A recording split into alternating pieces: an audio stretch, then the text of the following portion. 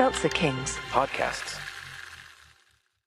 An all-new season of The Secret Lives of Mormon Wives is now streaming on Hulu and Hulu on Disney+. Mom Talk has just been blowing up. Whitney and Jen are on Dancing with the Stars. Taylor is a bachelorette. Saying that out loud is crazy. Like, that is huge. But all the cool opportunities could pull us apart. It's causing issues in everyone's marriage. My whole world is falling apart right now. It's chaos. Watch the Hulu original series, The Secret Lives of Mormon Wives, now streaming on Hulu and Hulu on Disney Plus for bundle subscribers. Terms apply. They're missing a monkey. And 20 rats. We're talking monkey as in... Touch my? It's not just any monkey. Please tell me he plays piano. 25 is a genetically altered capuchin monkey. Its uptake inhibitor proteins have been coded to allow us to monitor cholesterol breakdown at a cellular level. And he can play chopsticks. Excellent. Any idea who would want to nab... what's his name again? It's not a pet. We don't name them or wrap squeaky toys up for Christmas. His research ID number is 25. Yes, I know exactly who stole him. It's those damn fat kids. Because I take it monkeys are delicious? And dude, girth challenged is the preferred nomenclature. PHAT, People for Humane Animal Treatment. They've done this kind of crap before. They liberated him and took a year's worth of research in the process. Please, this is our future. We need that monkey back.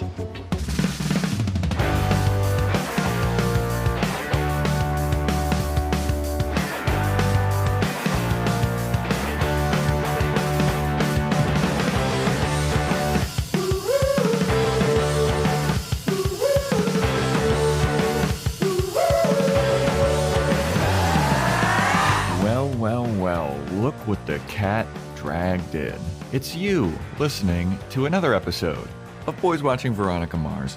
We're just two boys watching every episode of Veronica Mars for the first time, giving our review and our reactions. We're your hosts. I'm Joe Welke. I am Vance.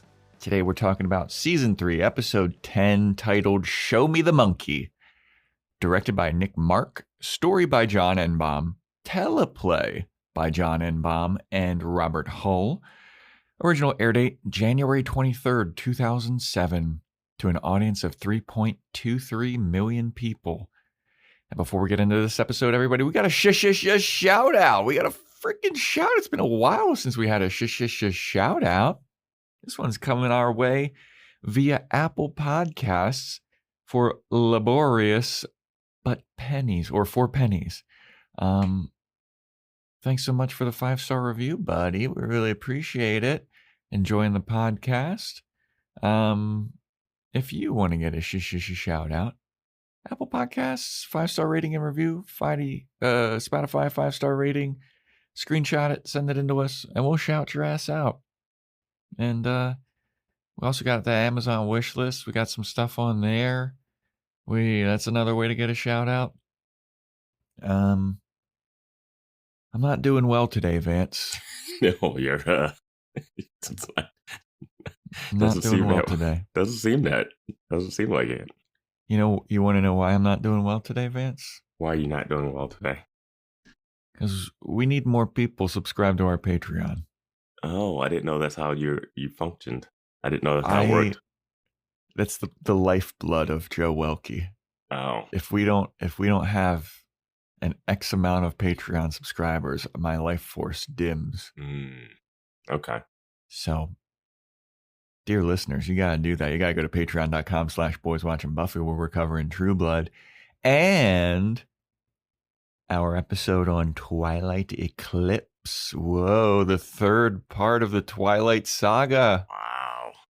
It comes out next week. It comes out this week. Thursday. Comes out this week. Yeah, there we go. There we go. That's a good way. That's a good way to pitch it. That's a good way to pitch.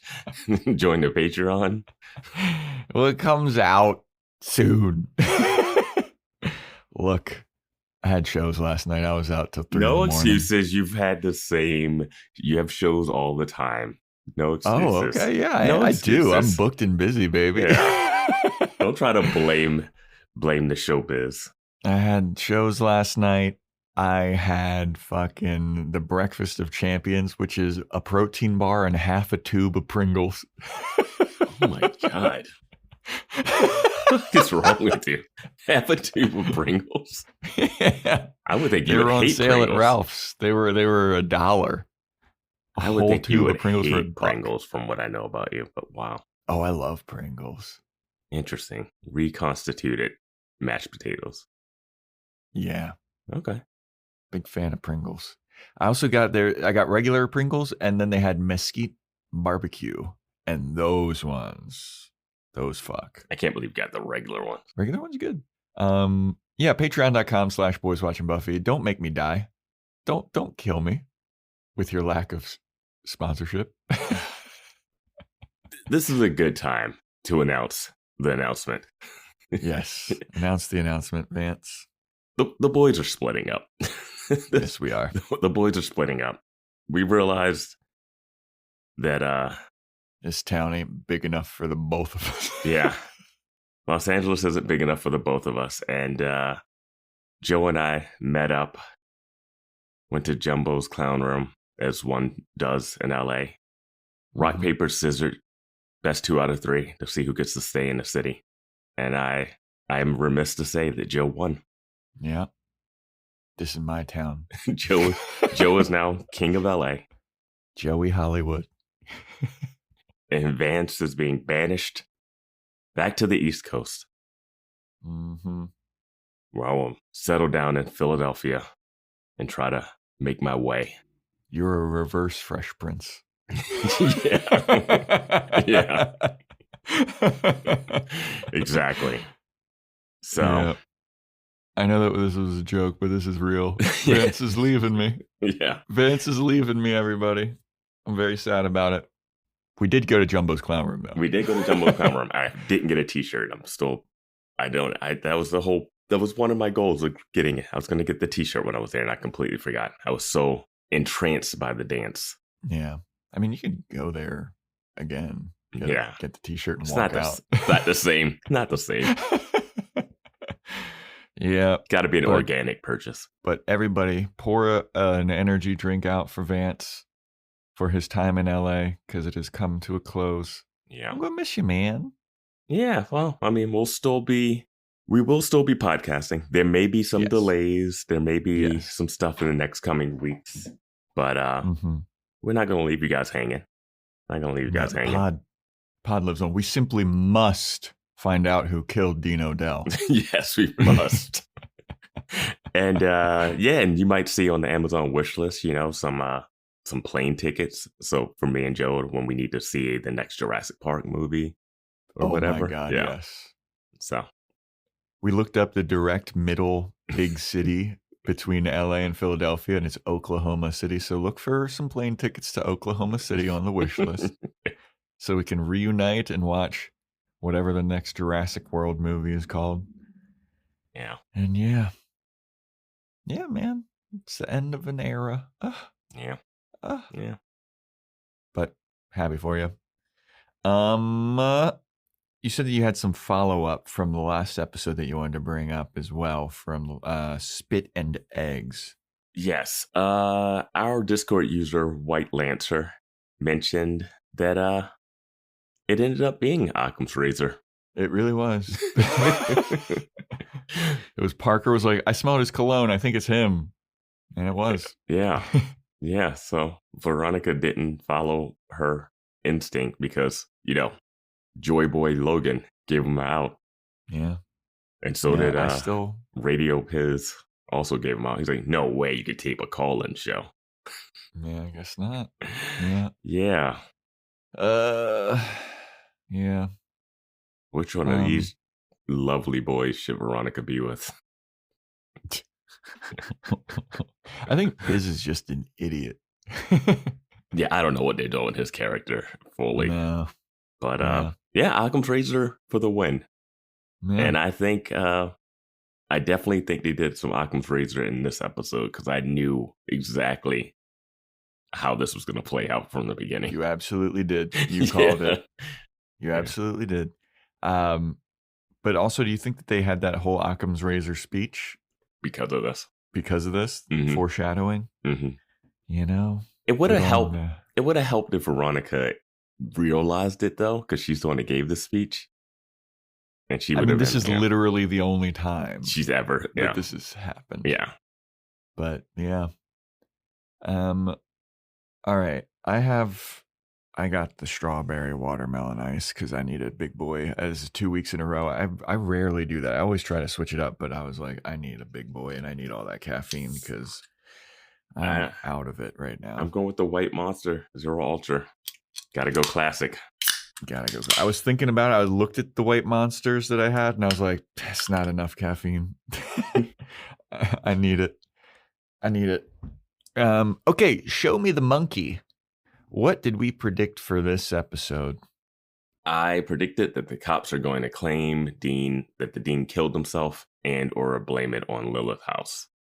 They did not blame it on Lilith House, but Sheriff Lamb has ruled it a suicide, and 6 weeks have passed. Yes, we have a time jump. Well, 6 in real weeks. life, too, between episodes. I mean, the last episode was November 28th, and this episode aired January 23rd. So just enough time for everybody to forget about the tragedy that just took place on the campus and everything that happened between it. Yes, 6 weeks have passed. I need everybody to keep that in mind as we go through this episode. You said that V has to take photos at the San Diego Zoo, something fishy going on with monkeys. Foyle killed the dean is your big old prediction. My big prediction. I did say that somebody's going to be using Veronica's paper. You did mention that. I don't know if you mentioned that as I don't know when you mentioned it, but I know you mentioned it. Yeah, I put it in Discord. That was my I need this in writing. I'm predicting that it was Foyle to get back into the good graces of Landry and that he was using Veronica's paper on how to plan a perfect murder. So somebody is using Veronica's paper for the perfect murder thing. It seems that way. Stop putting people's stuff public, Landry. Right.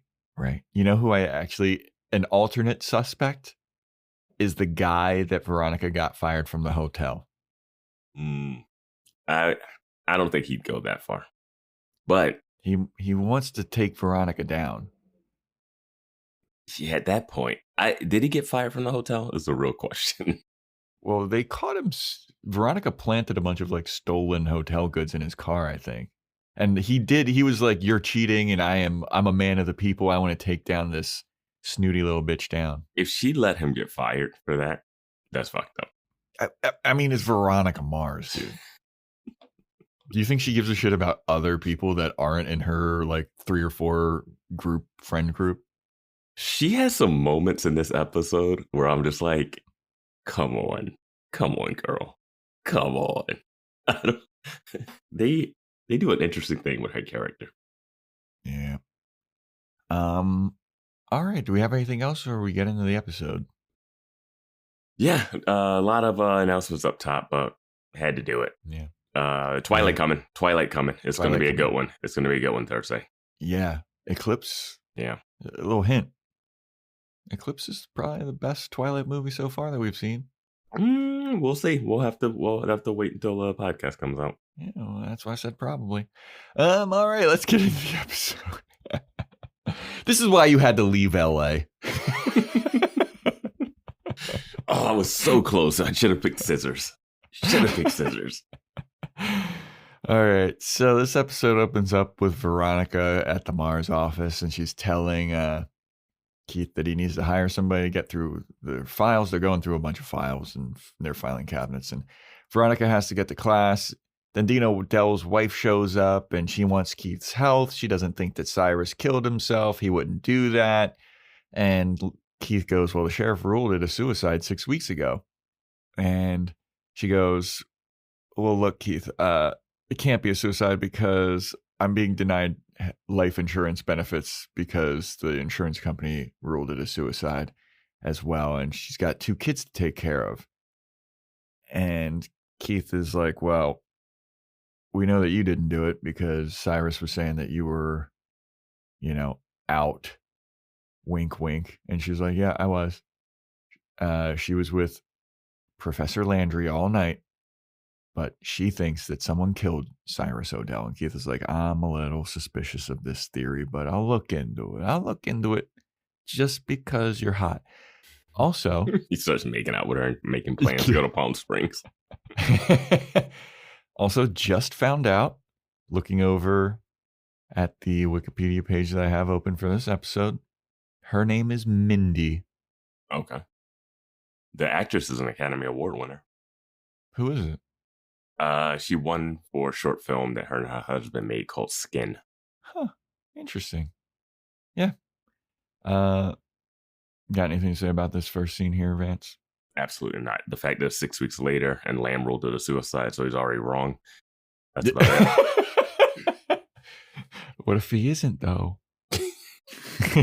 Occam's razor, don't you remember? Yes. It's just played out that way. So we then have Mac, big Mac episode. We wanted more Mac. We got more Mac. Here we go. So Mac, she's walking into a trashed science lab. She's there as tech support. And the science students that are there, they're like, oh man, somebody stole our research animals and our hard drives. We need to see if you can like reopen this hard drive for us. We have a bunch of research on there, years worth of research. And she's like, you didn't have a backup hard drive? And they're like, we did, but it's a monkey. Somebody stole our monkey and 20 rats. And Mac is like, I know just the person to talk to about this. And then we cut to Veronica Mars in the dining hall. And who does she see in this dining hall? Who has been let out of prison already? Logan Eccles. It's been 6 weeks. This guy bashed a cop's car with a baseball bat, and then once he got into jail, he presumably beat up Mercer and Mo, and he's already out of prison. I remember last episode when you said, what in the white privilege is this? I think more so. What in the white privilege is this? I mean, he was just going to bail himself out and pay for the damages. He wasn't going to stay in jail longer than a month. I don't know, man. Sheriff Lamb, I can't tell if Sheriff Lamb has it out for him or doesn't. He does seemingly have it out for him. Like, he literally put Weevil in and said, I'm coming for you next. And Logan got all like, oh my God, he's going to come after me. That's true. That is true. But not here. Not here. Also, probably wouldn't put those two in the same jail cell. They have multiple. Not in Neptune. It's a small town. They definitely have two of them. It's you know what? It's not an old Western town where it's. It is. They got sheriffs. There's sheriffs everywhere. No, there's not. Only in small towns. Where's Inga? Yeah. It's always Sax working the front desk now. Where the fuck is Inga? I'm just more surprised Veronica eats in this place all the time, yeah, well, especially it's at her, night. It's her time in the food court, all right? Doesn't Logan know? Well, it is breakfast right now. Later, though, it's time for you to start making meatloaf before Keith gets home. You should be. But she's mad because Logan's doesn't he have the decency to let me stay in the food court and so we can avoid each other? But then Mac shows up with the science students and she tells Veronica, hey, we need help locating a stolen monkey and 20 rats. And this monkey's been genetically altered because they've been doing research on it. And the scientist kids think that a student group called Phat, P-H-A-T, People for Humane Animal Treatment, they think that they stole the monkey and the rats. And Veronica's great. Brian's like, all right, I'll look into this. This is going to be fucking a hoot and a holler and a hootenanny of an episode. I'm going to be finding a monkey. So Veronica and Mac, they're talking about, looking for the monkey, and they see that Phat is having a recruitment meeting. And Veronica's like, all right, well, I'm going to do some research. I'm going to look into this Phat organization. I'm going to see if I can infiltrate. Mac is like, can I come? I'm kind of bored. And Veronica's like, you sure? You you don't have to film another episode of Big Love? And Mac is like, nah, my guest starring is over at this point. And Veronica's like, you sure? Sure you don't have to go film Napoleon Dynamite or anything? She's like, nah, I already did that. That's in the can. I'm back on Veronica Mars, baby. I'm in the intro credits.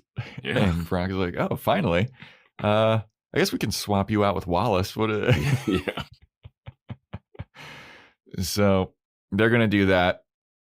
Veronica then runs into Keith. Keith is like, hey, I'm looking for Weevil. I need to ask him a few questions about Odell's death. And I don't think that Odell's wife doesn't think he was murdered. And Veronica's like, what about you? Do you think that? And he's like, I don't know. I'm looking into it for her, though. She is hot. This pissed me off more than it probably should have. But now Keith comes to campus to investigate something. Well, it has to do with Odell, his best friend in the whole wide world. Yeah. It's like, your daughter was running around this campus and they were saying it was a serial rapist and you just never even tried to sniff it out. No. What? No. That's his daughter. He's got to look into it when it's Cyrus Odell, the guy he knew for maybe like 6 weeks. Yeah.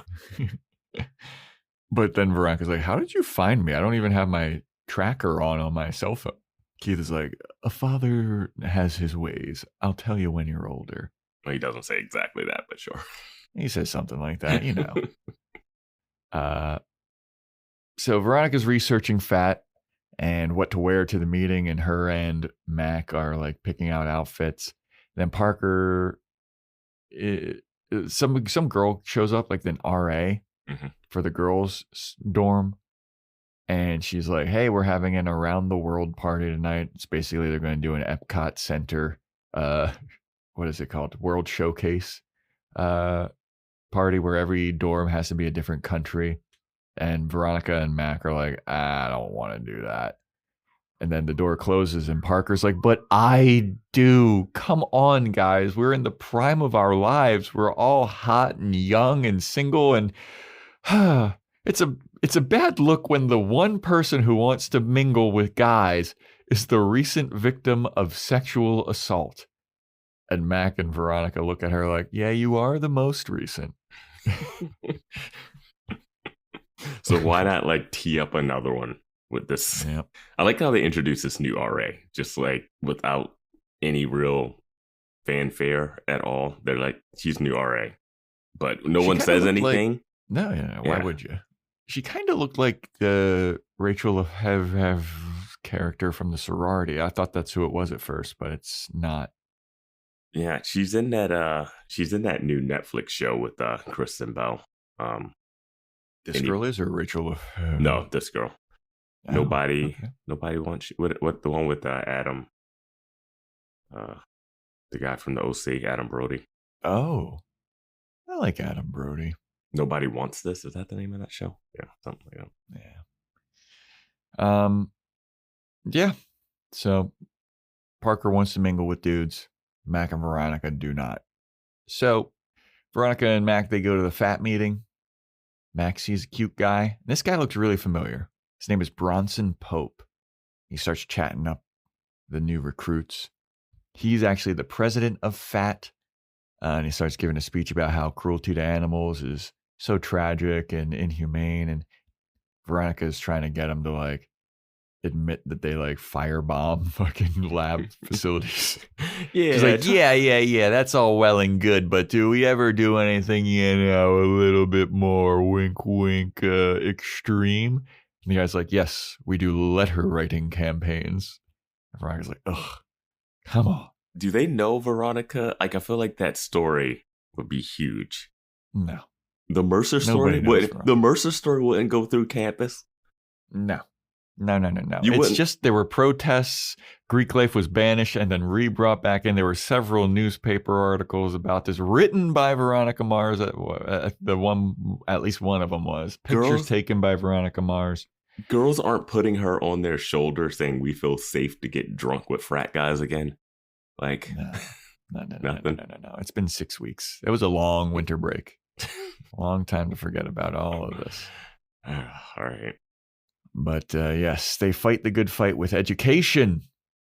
And Bronson's like, yeah, we don't really do extreme stuff. And then one girl was like, hey, I have an idea on something we should do.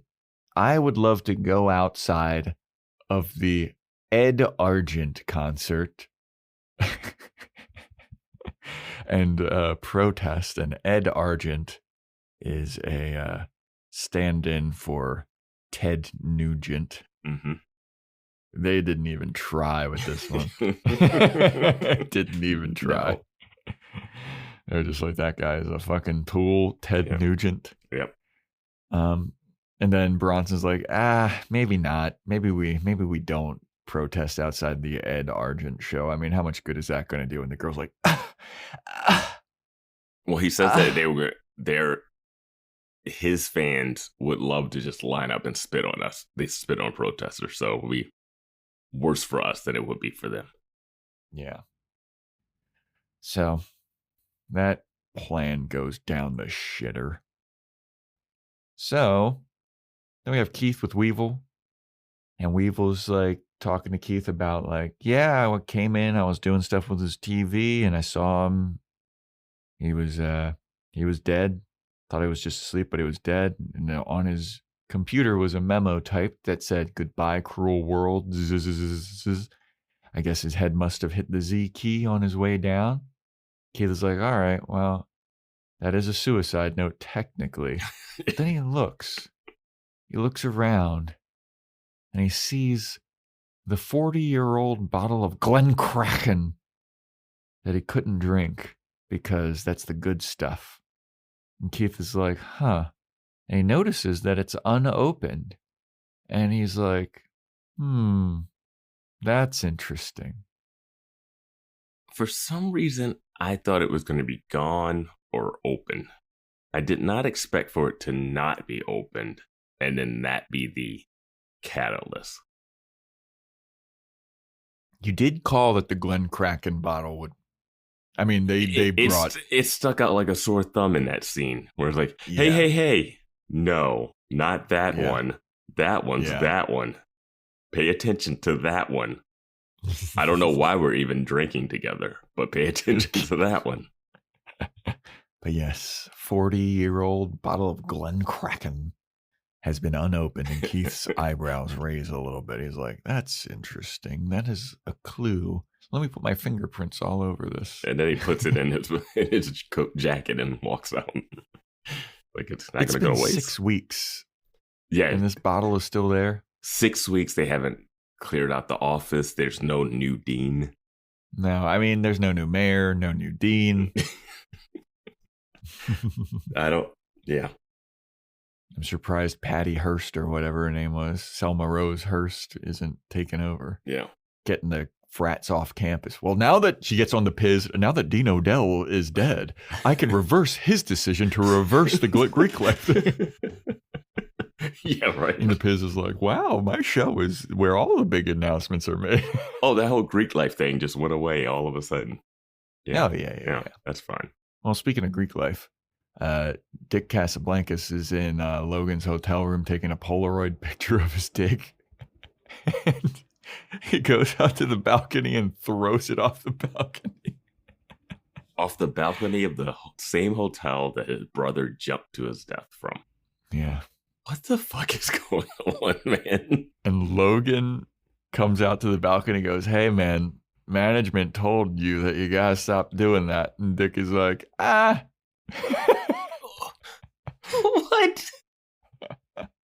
And is Dick living here? Because I thought he was living in the frat house now. Did we ever, I thought about this when Dick was in the hotel room. Did we ever get to the bottom of what he was talking about when he showed up at Logan's place and he was like, I did something really bad, man? Holy shit. Yeah, that never comes up. That's just a nonsense tease to make you think that he's one of the rapists, because it was like right after, it was like he does that and then Park will reveal. And it was just a straight up mislead. I messed up real bad, man. His hair was all disheveled. Yeah. Yeah, we never figured that out. I cannot get behind what they're doing with Dick's character. And Logan, again, just just keeping the worst company. I can't even. Yeah. Yeah. I did think it was pretty funny. They took a dick pic and threw it off the balcony. It's fucking ridiculous. And he's looking like, oh, an old lady's about to pick it up. It's just like, I know. Like, if this was like American Pie or one of those like 90s stoner comedies, sure, you have this character, but then this character gets this like Stifler gets his comeuppance a lot in those movies. I don't know. Are we supposed to hate Dick, love? Like, I don't know what the vibe. I don't know what we're supposed to think just because of the way he interacts with the main character who we're supposed to like. Yeah. I think that's that's the hurdle I can't climb over. Well, the thing that I noticed about this scene, more so than in any other scene in this hotel room, is how insanely fake the backdrop is of the city.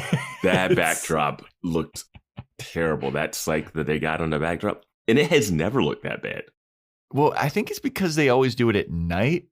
Like, this is a daytime backdrop, and you can see like the paperiness of it. Like, it looks bad, dude. Normally you have to do that through... You got to do that through like the window. I don't know. Like, I've worked on stuff that have done that, but man, that one does not look good. But then Dick is he's like, Logan, why are you so mopey? You're going to be mopey the whole time. You broke up with Veronica. It's whatever. Like, we're two dudes in our prime. You know, we're two dudes in our prime. We should be out there slanging Dick, I think, or something. Like, you're being all mopey. I'm going to help you. Help me. Help you, Logan. Let me help you.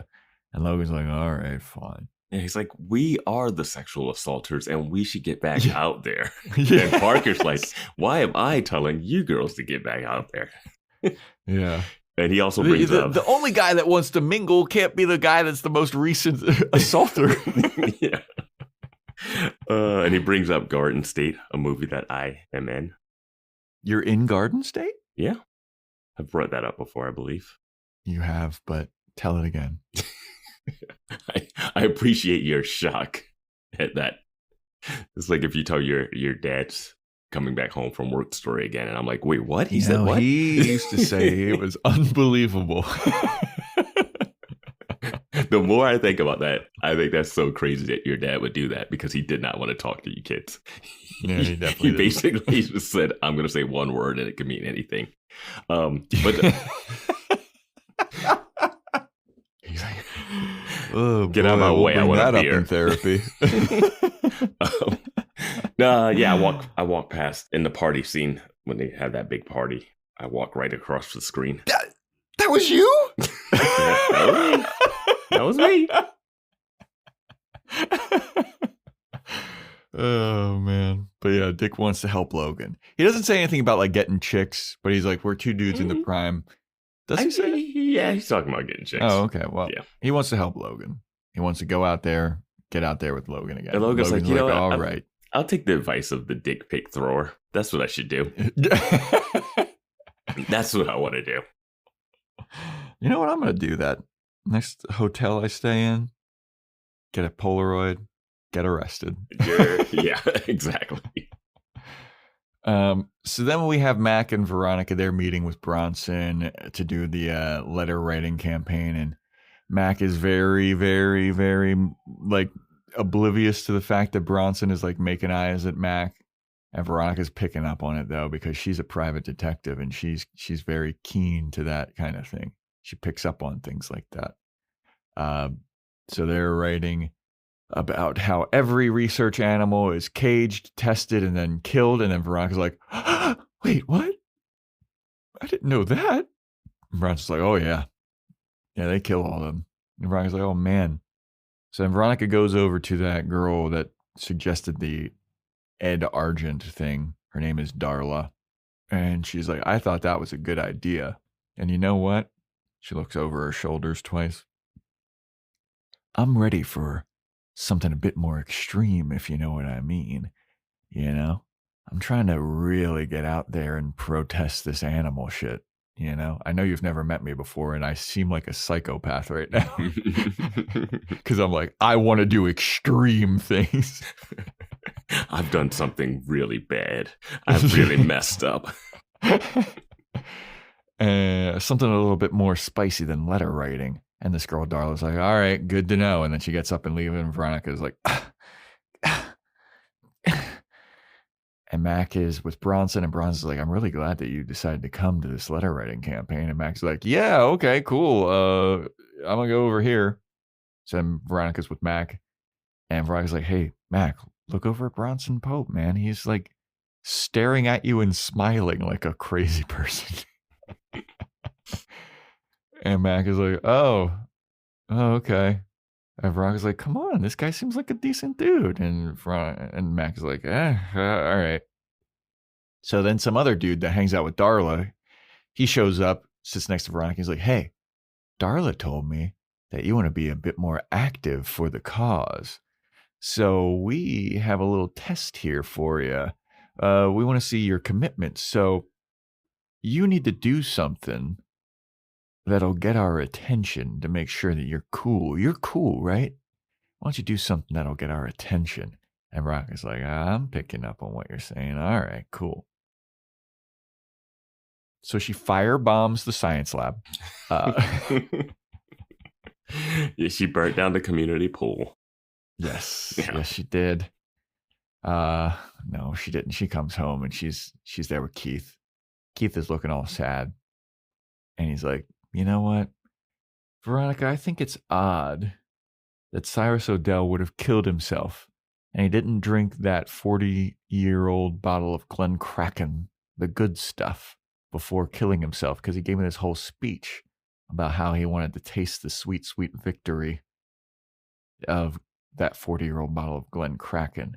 And why would he kill himself after just drinking cheap swill and getting drunk? I also gotta say, he was so drunk at that point. It's not like him pouring a glass of that 40-year-old scotch or whatever would have been the glory moment before he shot himself in the head. Yeah. And also, he would have had to be passed out. Like when Keith left, he was like passing out. He would have had to wake up from passing out, put back on his suit jacket, sit at the desk, type one sentence, and then shoot himself? Yeah. All right. So Keith then asked Veronica about the dean. Like, what do you think of the dean? And Veronica's like, I thought he was a character. She's like looking back fondly on this guy. She said I admired him. Yeah. When? When did that happen? It feels like you hated that guy from the start.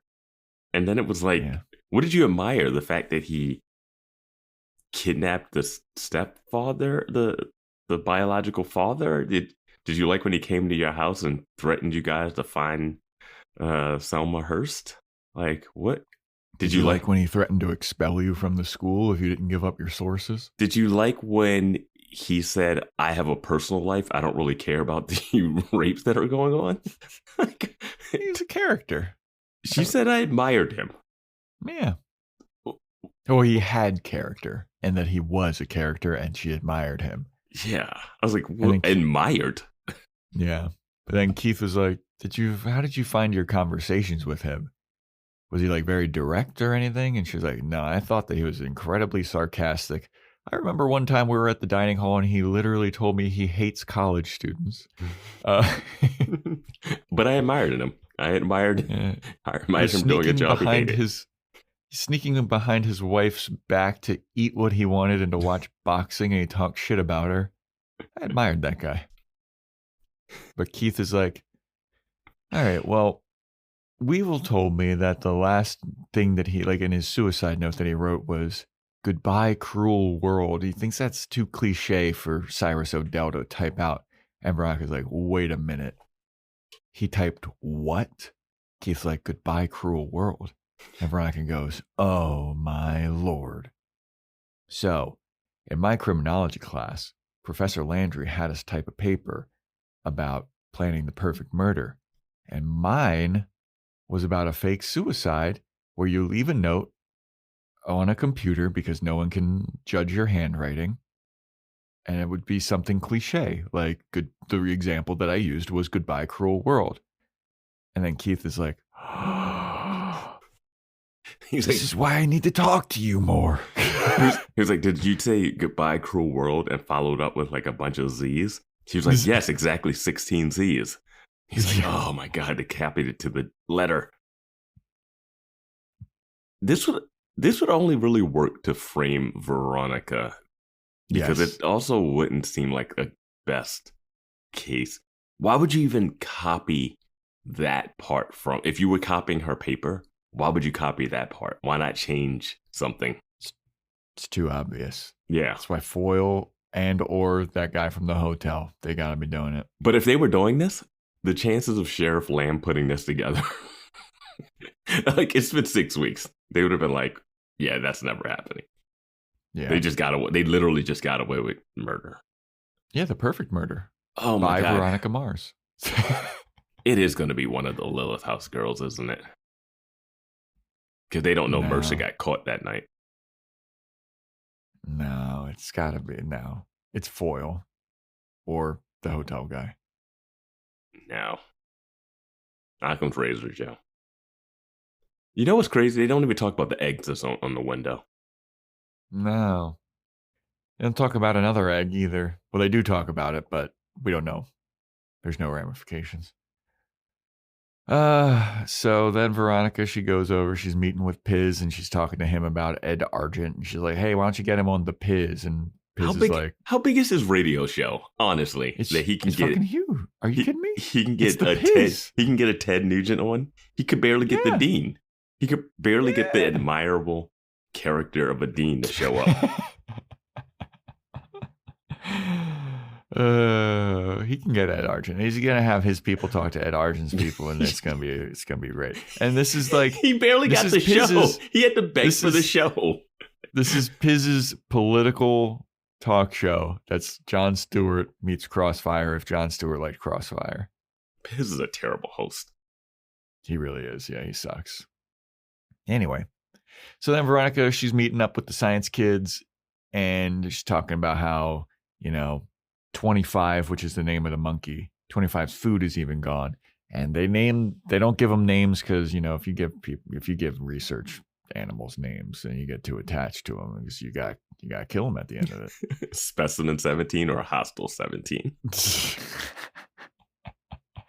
So Veronica's telling them how she might have there might be a splinter cell, or she might be a splinter cell within the Phat organization. And she asked them, like, what happens to the monkeys after research? And they're like, yeah, we kill them. And Veronica's like, my heart, it's breaking. But that's the only way that they can figure out if their research works. They have to do an autopsy. And then some random lady comes in from, like, the botany department. And she's like, you guys, I fucking hate when you turn up the AC. It ruins my plant life. Turn this AC down, because it could fuck up my research. And the other two science kids are like, ugh, that's whatever her name is. Insane that they would be sharing a thermostat. Yeah, that it really is. Insane. Also, is this the botanist that got all that weed? Oh, could be. For Denhouse Karen or whatever her name was. Remember when the dean was so hell-bent on finding out the source? Yeah. So Veronica sees this tense interaction and she's like, I'm going to go ask this lady some questions. I'm going to basically accuse her aggressively. Yeah. And this lady's like, I left the lab at 9 and everything was fine, locked up. Everything is fine. But I don't like those other students. They're pieces of shit. But I would never vandalize a lab. I'm a woman of science. For God's sakes. Veronica's like, all right. You're off the hook, I guess. You're kind of hot. You're fine. You're taller than me and you're kind of hot and you got a lab coat on. Yeah. All right. So then we have, Piz is walking in with Ed Argent. Dude, what a pull. What a pull. Yeah. Honestly, yeah. Good for Piz, man. His radio show's taking off. This little radio show next to the dining hall. Yeah, that the dining hall students can look in on. The fact that he came into town and was just like, yeah, I'm free to go to this college that had a bunch of serial raping happening. I'll go to that college. Seems like my kind of college. Yeah. I'm Ed Argent, a bad guy, comes in with his fucking American flag cowboy hat and American flag shirt or whatever. He's like, point me to Pi Sig. I was a Pi Sig. Some of my best days was sitting on the porch and watching the girls walk by. Yeah, you guys still doing Sex Quest?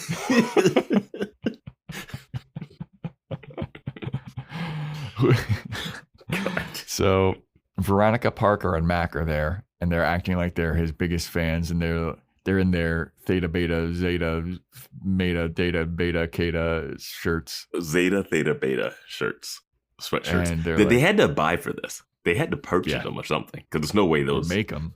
Unless the Zeta Betas are cool with them, even though I don't know if they would be, because they were like lockstep with Pi Sig, so they hate Veronica or like her now. I have no idea. Yeah, but they're wearing those sweatshirts and they're like, oh my God, we're your biggest fans. We're sorority girls and we would love for you to take a picture in our sorority sweatshirt.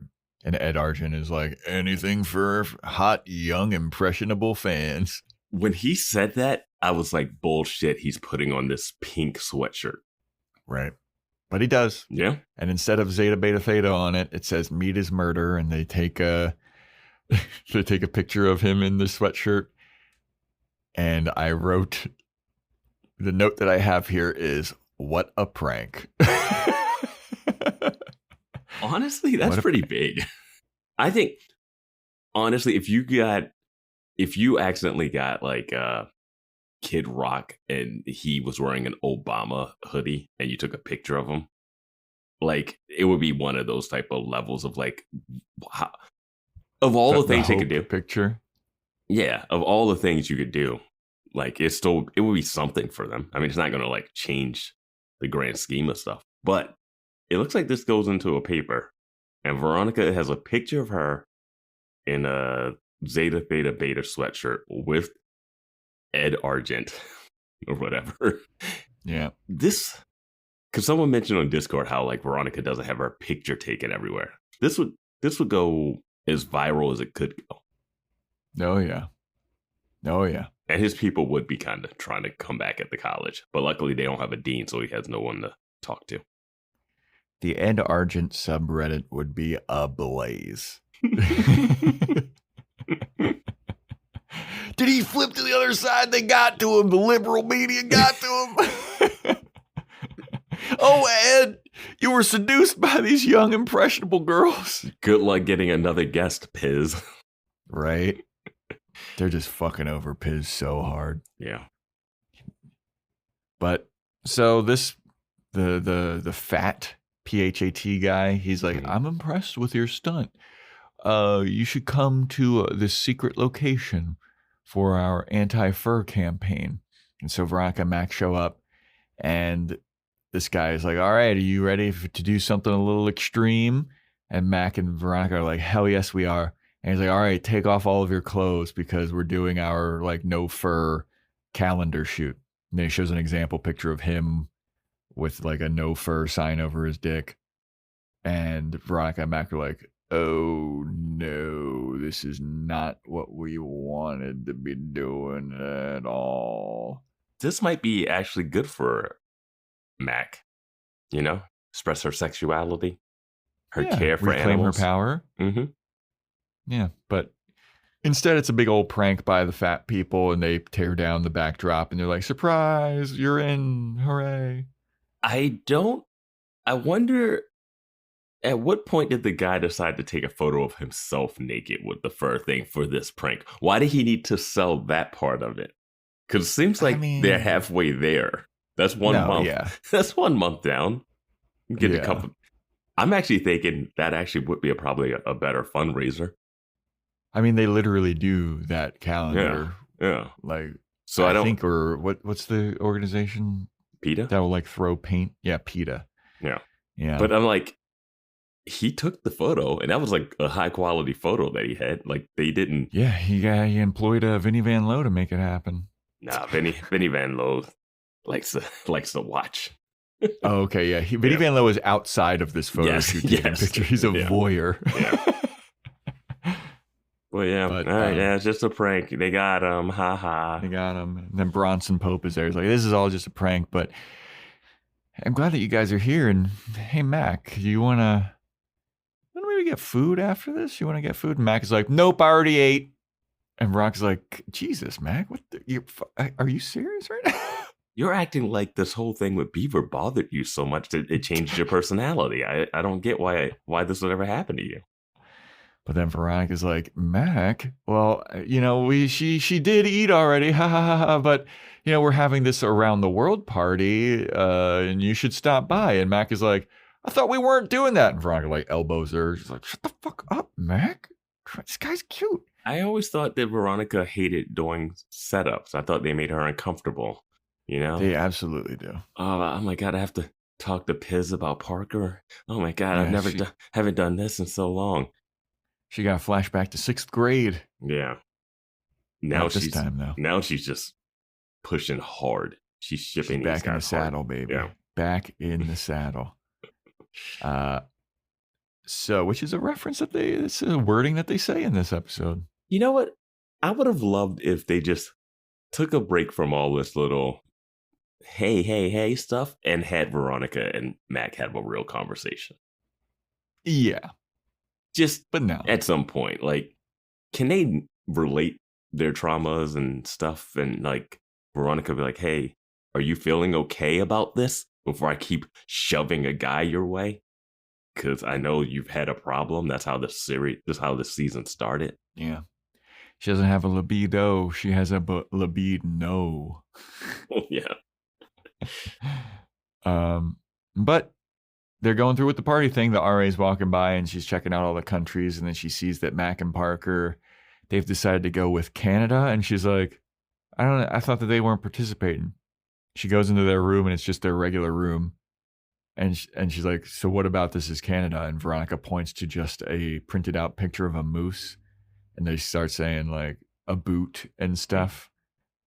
And the RA is not impressed, but she's like, whatever. I've seen Veronica whip up more. I've seen her whip up better stuff in less time. But the piece de la resistance, if we're talking Canada here, Veronica's like, well, we can't. We definitely. This is going to convince you that this is Canada. She hits play on the speaker, and what comes out is, it's been 1 week since you looked at me. Hey, chickadee China, the Chinese chicken. Very fitting for the cultural appropriation party that they're throwing. Yes. Dude, I mean, the RA's walking around in like a kimono or something. Yeah, she's got the straw rice hat, straw hat or whatever. It's been 1 week. You like that song? It's all right. I'm the kind of guy who laughs at a funeral, can't understand what you be with your feet well. I didn't like Veronica aggressive dance to it. Yeah, her air guitaring. Yeah. It's very cringy. Want to know a fun fact about that song? Nope. It is also, never mind. So Parker is now really happy that Mac is. Tell them the listeners want it. No, the listeners want it now. No, they don't. Want it. Maybe in Discord I'll tell them, but you don't deserve it right now. Vance ruined it for you guys, everybody. Remember that. Yes. Fun fact about 1 week by Bare Naked Ladies. So Parker's happy that they're doing the party, and she's happy that Mac is into Bronson, and Veronica's like, yeah, and you know who else might come to the party? Maybe we could call up Piz. And Parker's like, ugh, I'm over Piz. And she's like, all right, cool, because Piz fucking he's revolted by you. Fucking. But she also doesn't get why he's not into her.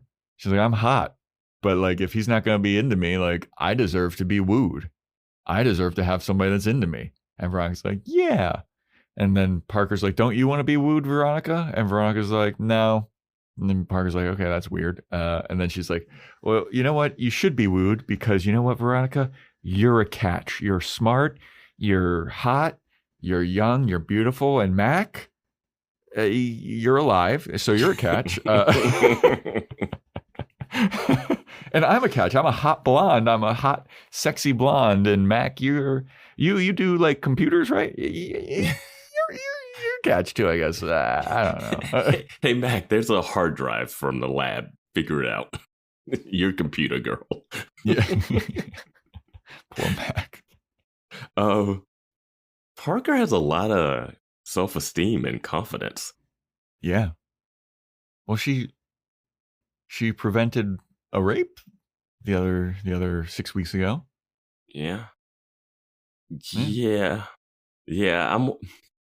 been 6 weeks since all of this went down. It's been 6 weeks since the I avoided doing that when we mentioned 6 weeks at the top of the episode. But yeah, like Veronica, you would think Parker would be like, hey, Veronica, you're still cool with that? Because I think Parker was dealing with that stuff for months. Granted, Veronica didn't go fully through it, but she has been through it before. I mean, they had that moment where Parker's like, you have no idea what I've been through. And Veronica's like, oh, honey, let me tell you.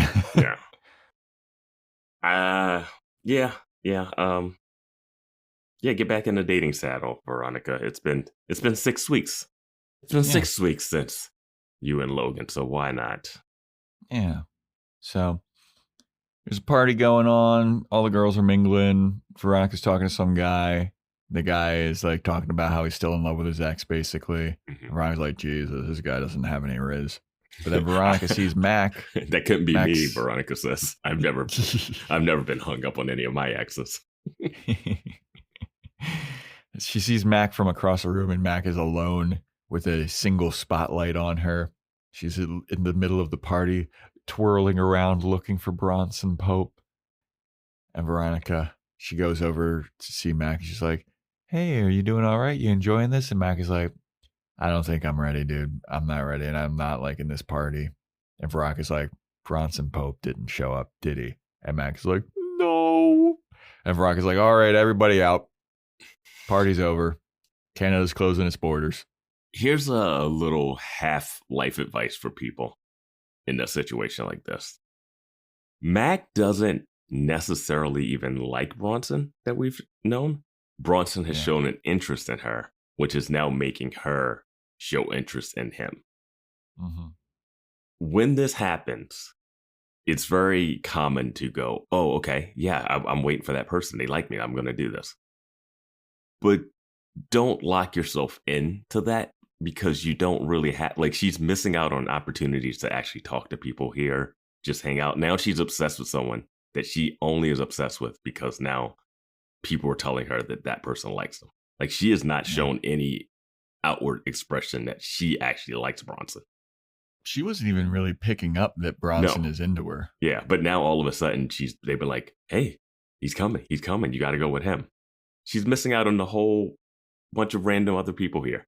Maybe these guys aren't great, but she's locked herself in on this one person. And that's just not what she needs to do, especially since she doesn't even already like him. Yeah. So.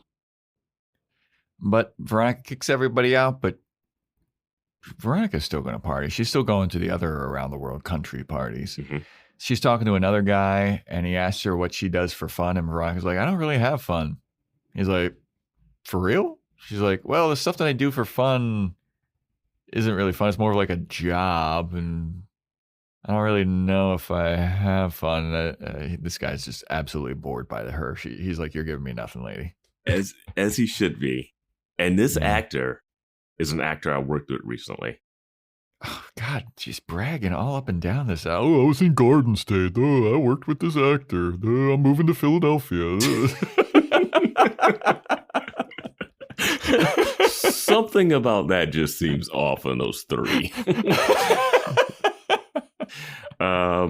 This guy's Jack Saltfield, and he was in the 48-hour film that I made with some people last year. And you can see that film on Discord if you got it. Hell yeah. There's a link shared there. Is this the one where it was like wizards and magic and stuff? Yeah. He was the main guy. He's got a different look. But I saw him. I saw this. I was like, I think I know that guy. There you go. There it is. Well, he starts making eyes with another girl because Veronica is just like, I don't have fun. Veronica's not a catch. No, she's not. She's attractive. She's cute, but man, she's not. She's got tracking devices on everybody. She's going to be the worst girlfriend. You know, I find it so weird. And this is a common thing in dating these days is when people share their location with their partner. I think that's so weird and invasive and I hate it. What do you mean? You know how on iPhone you can share your location with somebody else? Mm-hmm. That's like an expected thing from like your dating partner these days for some people. I could see sharing locations for safety purposes or for records when you need to hand over something to Keith so that he can do the job that the police that are paid to protect don't do. Other than that, yeah, I don't know. Yeah. I mean, just like if you were just dating somebody, I think that's weird. And it's like always on. That's invasive as fuck. Right. Anyway, Parker shows up and she's comes into the room because everybody has vacated Parker and Mac's room. And she's like, hey, guess who I found? And it's Bronson Pope. And Mac is like, hi, guy that I wasn't interested in until 5 minutes ago. Yeah, the guy that everyone tells me I should be interested in. Yeah. Yeah, hi. And he's like, hey, I'm really happy to see you. And she's like, yeah, I'm happy to see you too. Welcome to Canada. What are we talking about? Hey, X-Men. And so Parker's like, well, I'll leave you to it. And so Parker leaves. So now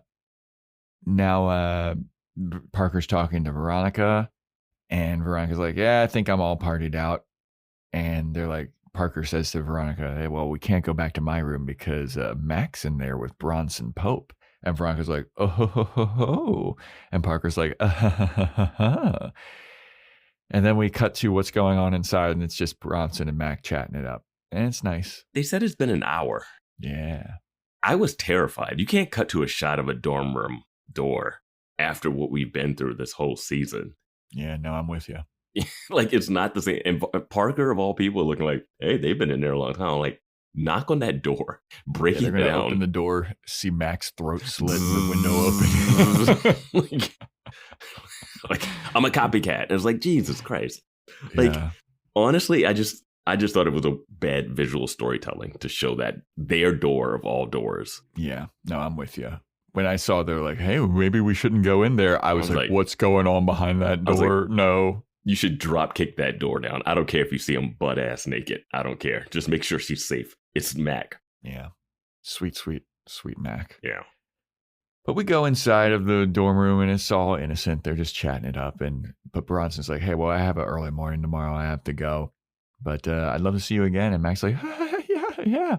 Then Bronson goes to kiss Mac and Mac like jumps back. And he's like, oh, I'm sorry. I'm sorry. She's like, no, it's not. And he's like, no, and she's like, And Bronson's like, all right, well, I'm going to leave. Goodbye.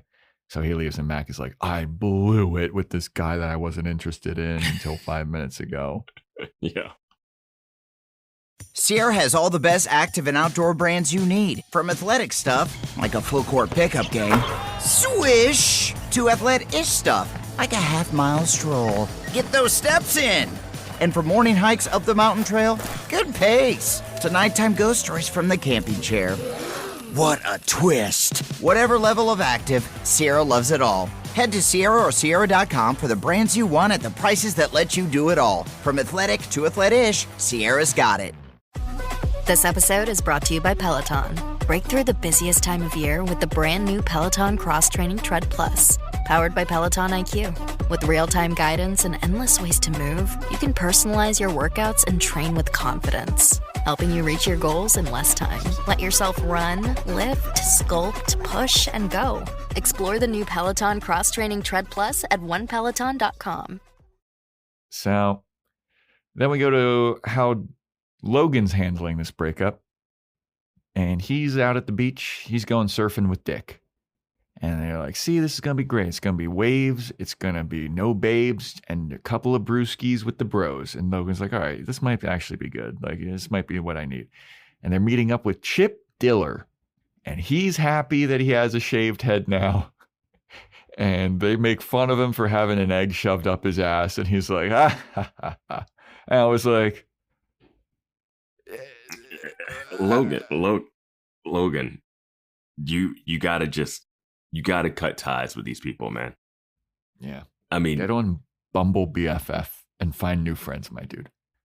Honestly, try to hang out with Wallace and let some of I was just about to say that. Let some of Wallace's innocence and niceness rub off on you. You just need a sprinkle of whatever the Fennell magic is. Because Fennell, it's not even like Wallace isn't pulling chicks. It's not like he's not cool. It's not like people don't like him. But he's also just a nice guy that's not going to get you into some nonsense trouble. I mean, and when they have hung out, like they have like a mutual respect for each other. It seems they like each other. They've only hung out like twice, but But I mean, honestly, just get away from these guys, dude. You're walking into and there's I mean, Wallace and Logan worked on that egg drop thing that hinted at Wallace always wanting to be a mechanical engineer. No, Joe, that was the remote control plane. That's what. That's true. Yeah, that was part 1. The egg drop was part 2. Part 3 was Wallace literally saying it in season 3. I'm not gonna let the Discord. I'm not gonna let you do that. But they're all happy. Chip's happy to have a shaved head. Hey, less time to figure it out in the morning. I just wake up and I have good hair.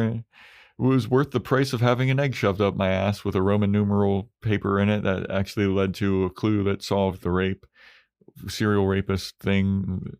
It didn't really. It just made the Lilith house look bad. Unbelievable, dude. Anyway, but then Logan looks over and he sees some girl surfers, and it's like, ooh, who are these cutie girl surfers? So then we have Chip. What? Diller has a line here where he says, "We didn't bring enough beers to make them hot anyway." Yeah. Because Logan's like, I thought this was just going to be guys hanging out. And when Chip says that, I'm like, why is it that Chip is like a sexist asshole, but he's not the rapist? So it's like, fine. Well, I just got to push back on Chip Diller here because at least the lead girl with the curly hair is very cute. Why are you pushing back on? Because Chip's saying that they're not hot and they need to drink beers to make them hot. You don't need to drink beers to make them hot. They're already hot. Yeah. At least one of them is. I couldn't pay attention. I was too starstruck by the curly-haired one. Is that the one that gets lines? Yes. That's part of my attraction to her. I know she can speak. Logan needs some friends like that. Just like a bunch of dudes that are preppy that don't have lines. Like they had with the 09ers early. There was a whole crew of non-speaking 09ers. Do you think he was better off when he was hanging out with Duncan? Yeah. Duncan was weird, but he wasn't like a bad guy. Yeah. He was a boring, wet blanket. Yeah, I mean, yeah, he's got nothing really going for him, but like Logan can't be hanging out with Dick and Chip now. Why is Chip still in the show? Like, we should be done with Chip.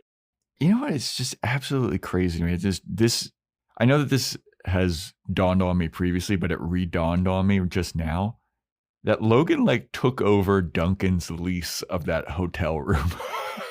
It doesn't make any sense. It's so insane, man. He didn't. Anyway.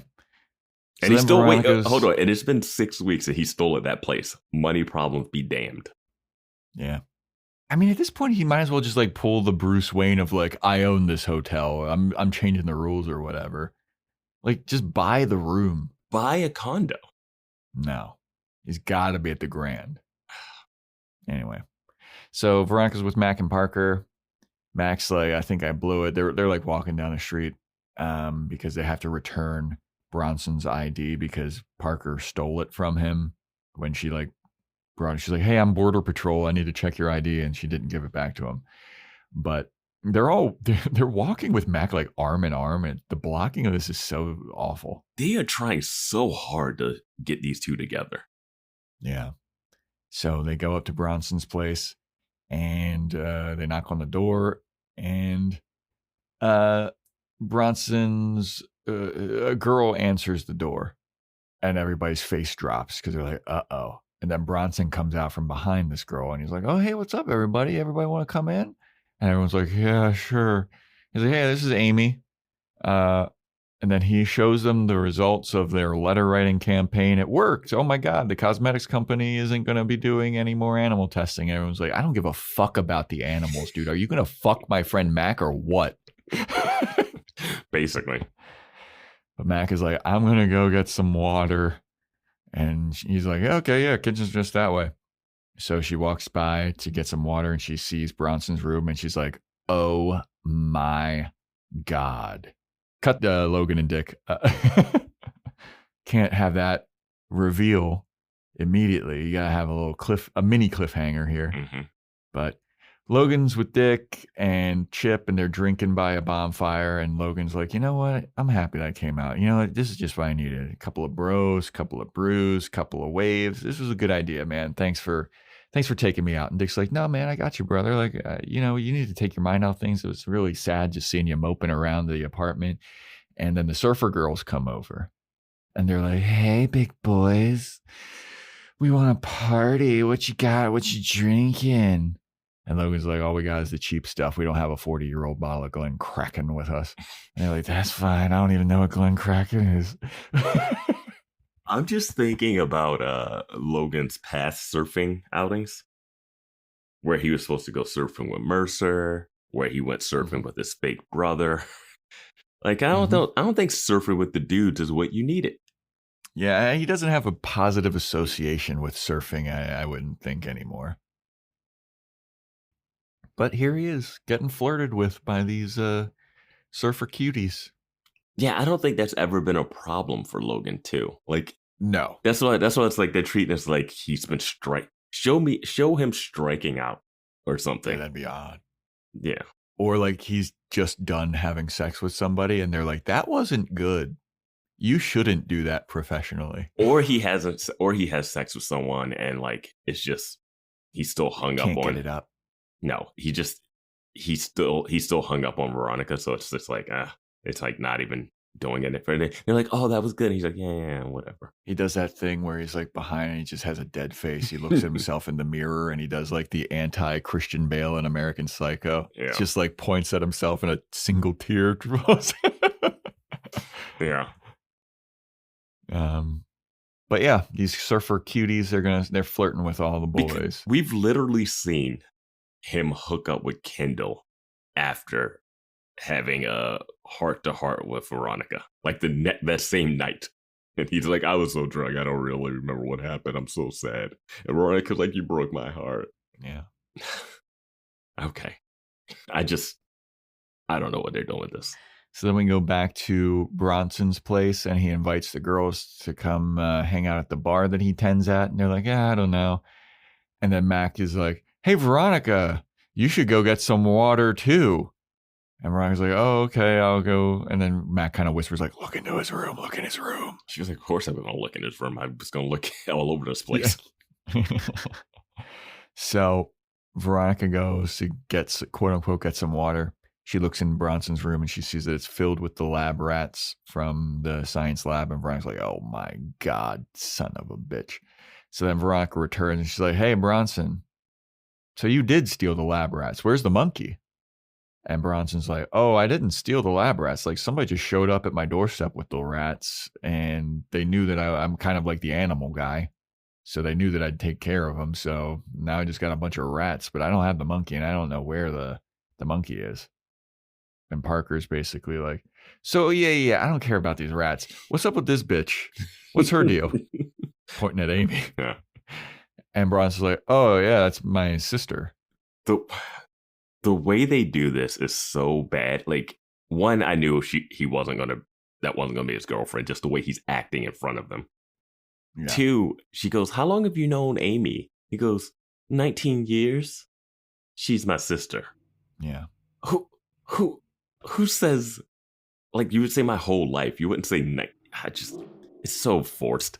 It's a TV show. That's a TV show. I know, but this is like such a I don't know. I felt like a couple of the things here have been obvious as opposed to like the other episodes where I'm like curveball, like out of left field. The stuff that happens in this, I'm like, okay, that's obvious.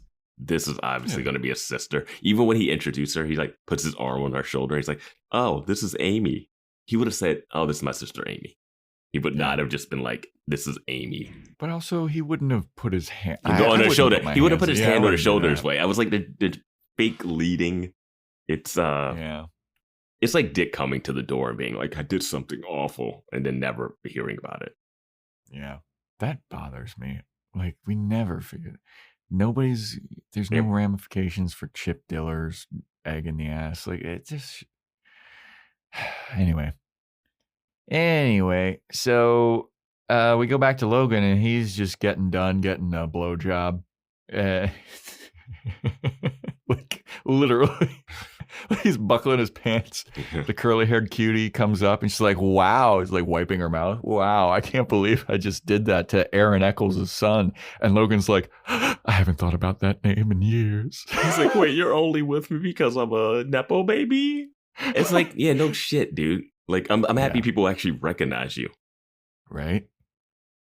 I mean, good on this girl, man. He's on Larry King. I hate how Logan feels like, I can't believe I'm being used. Like, you piece. Like, come on. Well, it's just like the anonymity of everything. Like, nobody knows who Logan is, even though they were playing the Tinseltown Diaries twice a day for like weeks on end.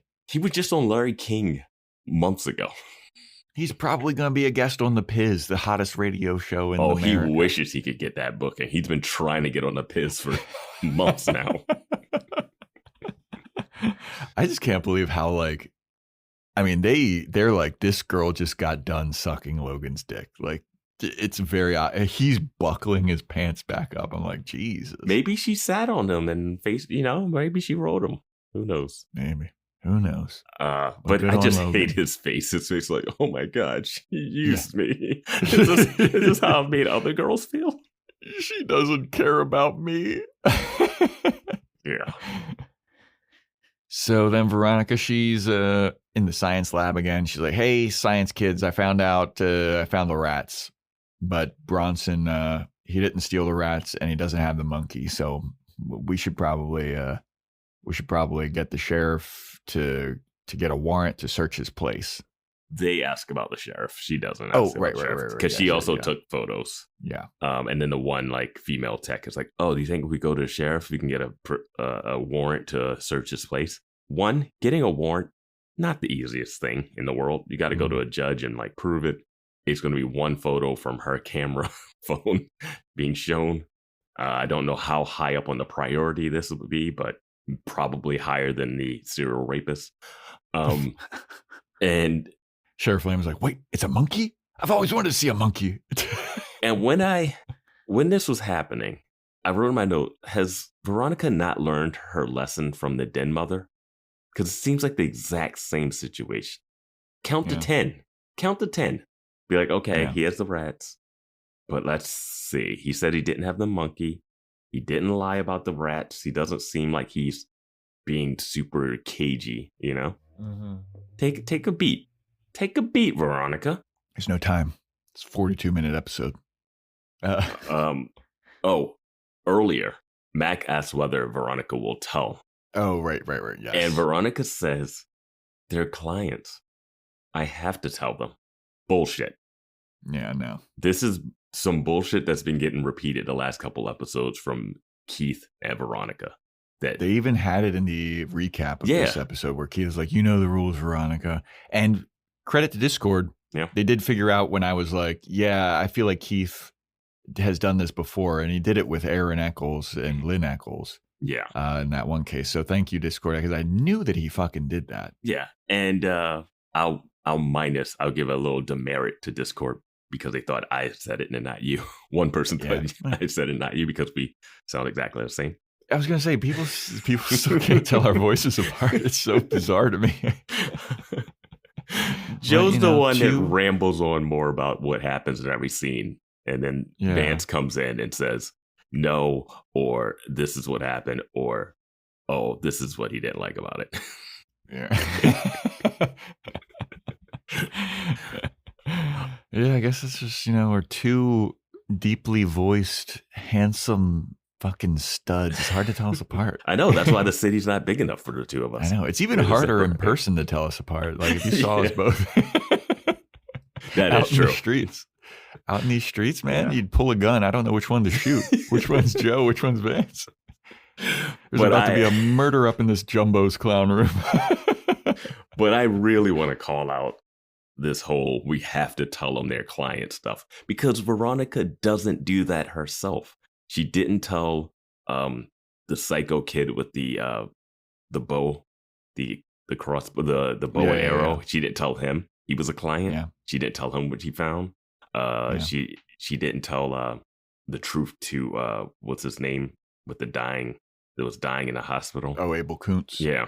Like, she does not, this whole client privilege thing that they're all of a sudden holding steady. They have not been true to that at all. Nope, they have not. Keith needs to tell, why didn't he tell, I guess he wouldn't tell when he slept with Harmony, I guess he wouldn't have told Harmony's. He's a client, he has to. Oh, did he pay? Did he pay for Vinnie Van Lowe not to tell the husband? I think he did. Wait, so what up, Keith? These clients. You should have told Vinnie, you have to tell him. It's the client. Well, Vinnie doesn't have the same integrity as Keith. But Keith should. Now that he's like, I have to tell the dean about the wife. Like, this is bull. You don't have to tell about the monkeys, the lab rats. And I hated this scene too, because this is where it's later when Veronica finds out what happens. But yeah. Well, yeah. I mean, Mac also says that she found something interesting on the hard drive. Another mini cliffhanger. Yeah. So then Sack shows up at Bronson's place. He's got a warrant and he's going to search through his place. Veronica's back at Mac's, and Veronica's like, I can't believe you told Bronson that I was going to rat him out. But rat him out. Yeah. Get it? But Mac is like, well, I told him so that he like got rid of all of the rats, or like he hid them.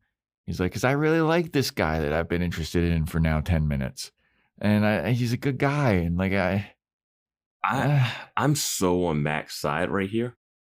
Veronica comes in and she's all like mad that that Bronson hid the stuff and that Mac told him. I'm like, what are you trying to get Bronson in trouble for? Yeah. He seems like a decent guy. Yeah. Are you just worried about your paycheck or whatever? Like, what are you doing? She has to tell.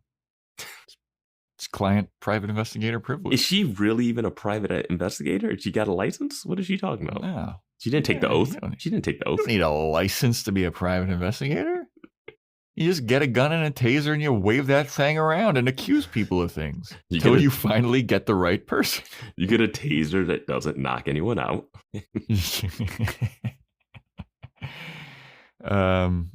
But what Mac found on the hard drive is little leaves. They're tea leaves, green tea leaves.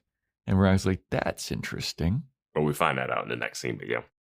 Yeah, because Veronica's like looking around the lab and she found green tea leaves or whatever in the other science lady's lab thing. No, Veronica goes to Emmy, the botanist, and confronts her about the leaves found on the hard drive, and then she tells them that they're green tea leaves. And then she finds a squeaky banana toy that she had, and she said she took it from the monkey cage because it was annoying her. Yeah. And you know what? Fair. Yeah. But also the setup of these labs is insane. Yeah, it is. But then Veronica's going to further investigate, and this is where she finds the jar with the green tea leaves, and it's like in the other science kids that are hiring her as part of the lab. Yeah. So Veronica goes to the one guy's dorm to find out that he's the one who took 25. Well, before that, she starts reassembling the shredded paper that was in the box that the rats came in, which is insane. Yeah, that is pretty crazy. And it's like some like naked ladies. Yeah, but it's insane that she's taking this amount of time to do this for this thing. Yeah.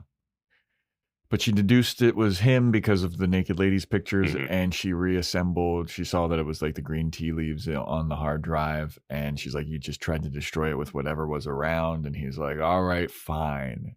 Yeah, I did it. And I gave Bronson the lab rats because I knew that he'd take care of them. But I just wanted to be hanging out with 25 because, you know, after a while of doing research on this guy, like I kind of got attached to him. And the reason why we don't give him names is because you get attached to him. And I gave him a name. His name is Oscar. And I didn't want him to die after we were done our research because I really liked this thing. And yeah.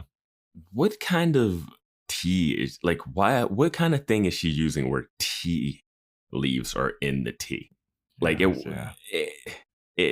like she, it seemed like he was like trying to spill his drink, but like tea leaves wouldn't be in the drink to spill on the hard drive. Yeah, I mean, she has loose tea, but if you put them in the thing, like some tea leaves might get at the bottom. It took, I don't know why it took Mac that long to figure out that to find stuff on the hard drive. One, I also don't know why he's trying to destroy the hard drive, because that would just be the data that you guys are finding.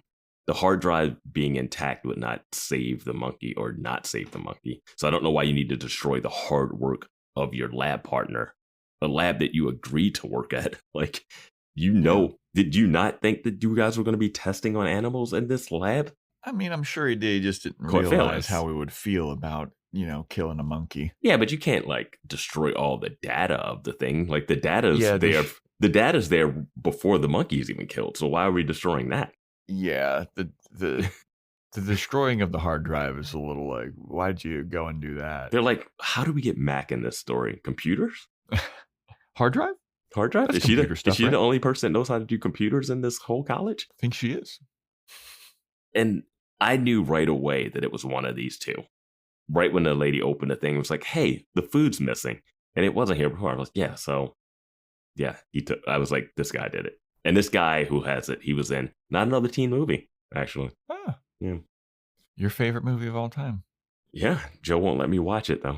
Again. Yeah, I force-fed you and the listeners Twilight Saga. So you're welcome, everybody. Yeah. Because you wanted to do Hot Frosty. This is your penance. Because I wanted to do Hot Frosty. Oh, God. So Veronica goes back to the science lab and the science kids are like, hey, you got any news for us? And she's like, no, here's your check back. This is part of the PI code of honor. I have to give you your check back. I didn't find the monkey. Well, you found the rats. I did find the rats. So I'm only giving you half back. Yeah, exactly. That's what I'm saying. I was just about to say that. I was like, you did find the rats, though. Meanwhile, Keith's working for free right now. Yeah, right? Mindy Odell, she isn't paying him a lick, but it's his best friend, so you know he's got to look into it. Yeah, anyway. and it's his best friend whose wife was cheating on him, so why not help her out? Where are the Fitzpatricks? I forgot about them. What is going on with that storyline? Yeah. Anyway, Veronica says that Mac was able to fix the hard drive, so the research was saved. And the science professor is like, well, that's great. I'm still pissed that we couldn't find the monkey, but you know what? We'll just rush order another monkey. It'll be here in 6 days. And Veronica is like, oh, no, that's how this works. I thought I had to save one monkey and then all research was done. Yeah, what did they think was going to happen? I mean, the other guy, too, is like, oh, no, I'm going to have to adopt another monkey. Yeah, it's like, you know, they're just going to get more animals. Like 6 days. That's pretty quick turnaround, though. Yeah. Where are they ordering these things from? Amazon. It's on our wish list. Did you not see that?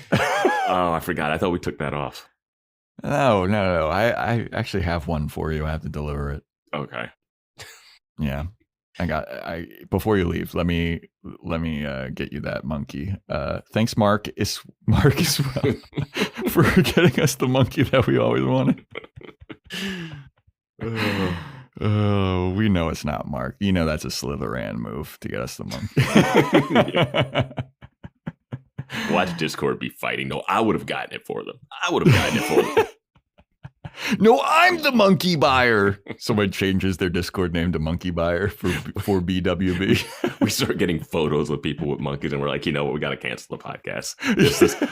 We didn't know our power was this. Our reach was this far. Oh, God. So Mac, she goes over to Bronson's and she asks him to come to a movie with her because, you know, there's a special film screening of 2001: A Space Odyssey or whatever. Yeah, they're going to go to Sunnydale's Film Festival and play. Yeah. They only show old movies at movie theaters in these towns. It's like they're afraid to reference. Well, they referenced Garden State earlier, which is kind of modern. But it's like, yeah, why? Well, Garden State's a book, though. God, Dick is so dumb. Like, if Dick was just dumb, it'd be fine, but he's dumb and, like, racist and sexist. Well, I loved, too, that I just said Garden State is a book, though, and you looked at me like you were about to correct me, and then you realized the reference. I was hoping that you didn't, like, mishear that and take it as, like... I was like, oh, no. Yeah, you just said that you're in Garden State. I know, but he said it was based on a book. Oh, man. Anyway, so Mac, she asks Bronson out to go to a movie, and he says yes, and then she's like, all right, cool, I'll see you whenever, and then she walks away, and Bronson's like, hell yeah, I got a date, and then she turns around, she walks up to him, and she gives him a big old smooch, plants a big old wet sloppy one on Bronson Pope, and he's like, fuck yeah, I don't have to keep kissing my sister now. Yeah, I didn't like his sister looking at the window, like nodding. Yeah. Like John Lovett's in The Wedding Singer. Well, she's Vinnie Van Lowe. She's Vinnie Van Lowe's intern, so she's got to. I would love if Vinnie Van Lowe took a photo right there and he's like, got her. And this is all a ruse to take down Mac. Yeah. I want anytime that anyone kisses in this show, I want Vinnie Van Lowe in a bush with a camera. Honestly, just having those photos are good for blackmail whenever you need it. Just got to have a blackmail fold like thing. Yeah. You know? Yeah. So we then have Veronica. She's at the dining hall and it is at night now. I don't understand why she's not just going home. I don't know why you would, after what you've been through, why you would eat at this dining hall. Alone, basically. Yeah. But she sees Piz in the radio station and he waves to her. And she's like, you know, sometimes, you know, you don't know a good thing when you see it or when you have it or whatever. And Piz is like smiling and waving to her. And then it cut to them like eating together and they're chit-chatting it up and they're bonding over not dating. And like, you know, I don't even think I'm ready to date. And Piz is like, yeah, I want to wait till something good comes along. And Veronica's like, yeah, why bother with something that's not good just because it's there and just because it's something? And Piz is like, yeah, I don't want to do that either. And then he's like smiling at her and she's smiling through him because her mind is elsewhere. Yeah. Where is her mind at? Can I paint the picture of this next scene, the way it starts? Yes. We cut to Logan sitting on his couch, petting his lap pillow like a creep. Yeah. I did not like the look of this. This looked like a John waiting for his escort to show up. Yes. Waiting for his pillow fluffer to show up. Yeah, I did not like this. He's petting that pillow like, this has been fluffed in a couple weeks. Where did that girl go? Yeah. But, it's actually been fluffed pretty recently. Yeah. If there was music playing in Logan's hotel room right now, it'd definitely be Elliott Smith. He's down in the dumps, man. He just got a blowjob and he's feeling terrible. Yeah. But he gets a knock at the door. And he's like, who could that be? Goes over to the door and he opens it. And who's there? Kendall Casablanca. She's not. No, I'm just kidding. It's Chip. And he started hanging out with Chip. Honestly, if that had happened, I'd have been like, I'm in. Yeah, it's Chip and his hair's all disheveled, and he goes, I did something mad, man. I fucked up. It's Chip, and he's got Veronica's bang wig on. Yeah. The bangs wig.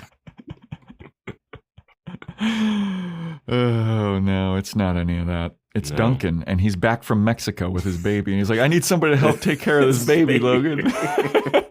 And Logan's like, I'm in for it. He's got the baby Bjorn on his chest.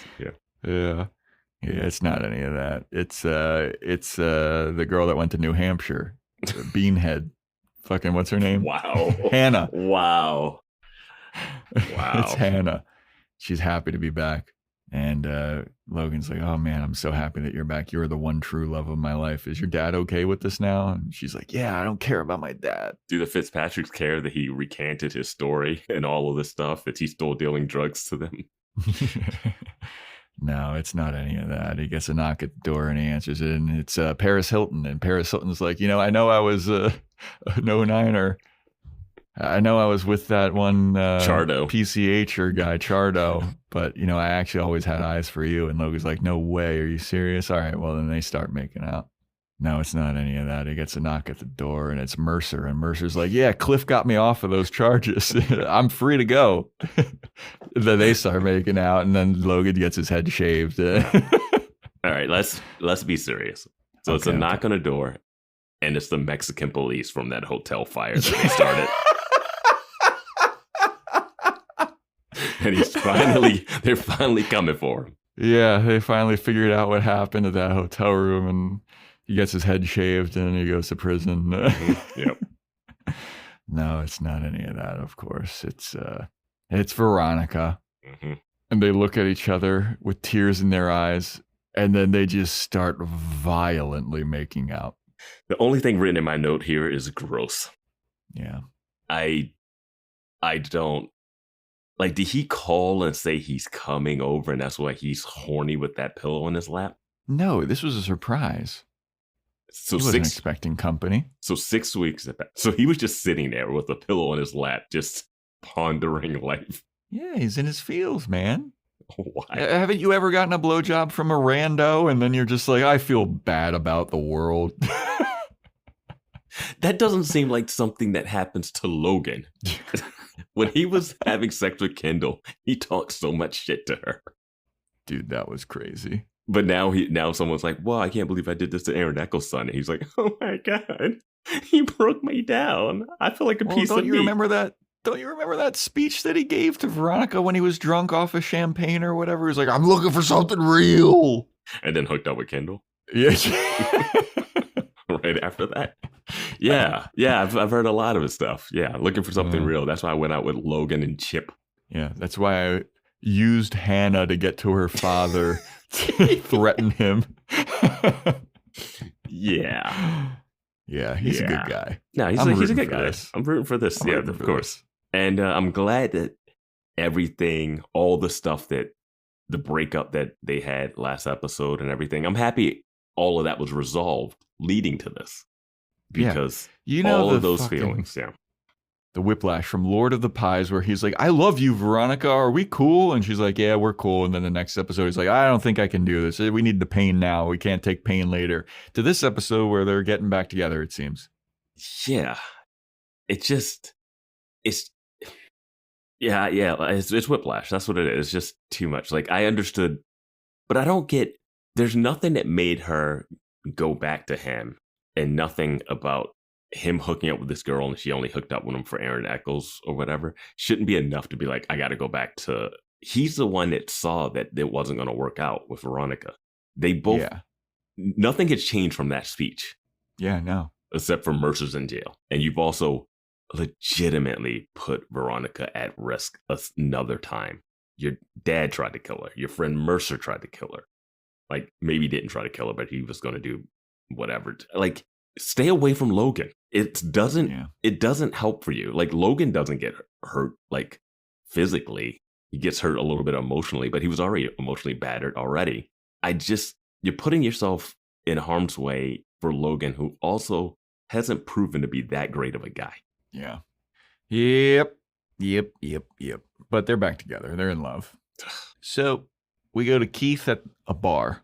He puts a song gone to the jukebox, and he orders a drink at the bar, and he sits down next to Professor Landry. And he's like, "Ah, man, I love this song. I don't know what song it is, but it's like an oldie, it seems like." And he's like, "Man, love this song. I wish I could find a woman that loves me like this lady loves her man." And Landry's like, "I hear that." And he's like, "Are you married? You involved with anybody?" And Landry's like, "Yeah, sorta." And he's like, "Well, here, let's toast to women." And he toasts to women. They're all crazy, but so are we. Anyway. What's your lady like? Yeah, I mean, what actually happens in this scene is that Keith tries to goad Landry into saying something. That's what I'm getting to, Vance. Let me get to it. You're painting the picture so. Let me get to it, Vance, before you correct me. Give me a second. I'll get something wrong, Vance. Let's get past the broad strokes. Let's get to the meat. Yeah, so what's your lady like? And he's like, she's something. And then they bond over everyone being crazy. And he's like, well, Keith goes, what's the craziest thing you ever done for a woman? And Landry's like, I don't know. And Keith's like, I did this one crazy thing where I was going to fucking firebomb a guy's car. But as soon as I set the Molotov cocktail off, it burned up too quickly. And I ended up burning up my car. And they laugh. And then Keith's like, you ever do anything like that? You ever do anything crazy like that? Guy that I don't know? Yeah, I shot a guy once before for a girl. Yeah. Is that what you want to hear? Wait. I mean. And Landry's like, no, Keith Mars, I haven't done anything like that. I know who you are. I've read your book. This is like straight out of your book, man. I know who you are. You're all over the fucking news. I'm a professor of criminology. I have a book too. I'm famous. Maybe you should read my book, you idiot. And then he gets up and he's like, oh, also I didn't kill Cyrus O'Dell. And Keith is like, oh, okay, I guess I'm not as slick as I thought I was. I was about to lose my shit if Landry did not recognize Keith. Right. I was like, it's no way you're the criminology professor in this town and you have not been paying attention to the biggest story. Stories. Yeah, stories. I mean, the whole story, the whole Lily Kane thing, the whole Lily thing. Kane. The mayor. Insane that Keith would think that this guy would not recognize him. Yeah. And also, Keith and Veronica, they love to try to goad people into saying what they did. Like when she goes to the Phat meeting and she's like, so we're going to do anything extreme. Like, what do you guys, a little more tact. What does Keith honestly think Landry's going to tell him? A stranger at a bar after one drink. Yeah, you know what? He looks over. Yeah. I killed a guy. Yeah, what? Yeah, you know what? I work at this school, Hearst College. Maybe you've heard of it. The dean died. They think it's a suicide. Luckily, I had my students write how to do a perfect murder, and I just plagiarized one of them to do it. But I will say the bigger takeaway that I have from this whole episode and the whole dean thing is that the ex-wife never brings up, and Landry never brings up, that the dean came to their hotel room with a gun. Yeah. I know they're saving that for something, but it's strange that he went there and then went back to the office. What do you think that scene ended up being like? Odell just shows up and is like, I can't believe you did this to me. Why this guy? He's my underling. I'm the dean. And he's like, he's hotter though. He's like, I'm hot too. How could you do this to me? I stole a guy's bone marrow for you. Yeah, he's just sitting on the edge of the bed and they're all comforting him. Like, you're fine. You're going to be fine. No, I'm going to go home and I'm going to kill myself. I'm not going to drink the Glen Kraken. No, he's like, I'm going to go back to my office and drink the Glen Kraken. If someone doesn't knock on the door and I go, what are you doing here? No, honey, don't. No, honey, no. I swear I'm going to drive my Porsche off of a fucking bridge. I'm going to jump off. I'm just like Lynn Eccles. She's still alive, I'm sure.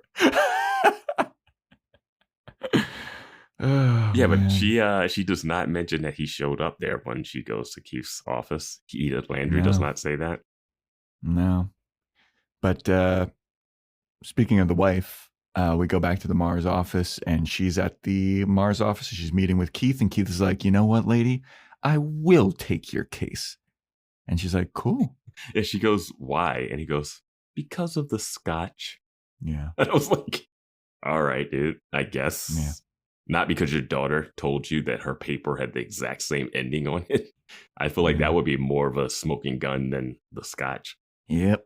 Also, just the way the murder would happen, there would definitely be signs that it wasn't a suicide. Yeah. Yeah. But TV show. But there was no DNA or semen or anything at the scenes of the rapes, so. Yeah. So when we go to Veronica, she's at the dining hall again, and Piz shows up. He's like, hey, what's up, Veronica? You know how we were talking about, like, seeing a good thing? I've been thinking a lot about that. And then Logan shows up and sits down next to Veronica. The disrespect that he gives Piz, like, he won't even look. Piz is nothing in Logan. He's like, oh, hey, what's up, Piz? Yeah. Anyway, Veronica, and he's like all sitting on her lap, basically. And Piz looks like, oh, I thought and Veronica's like, hey, well, what were you about to say, Piz? And Piz is like, nothing.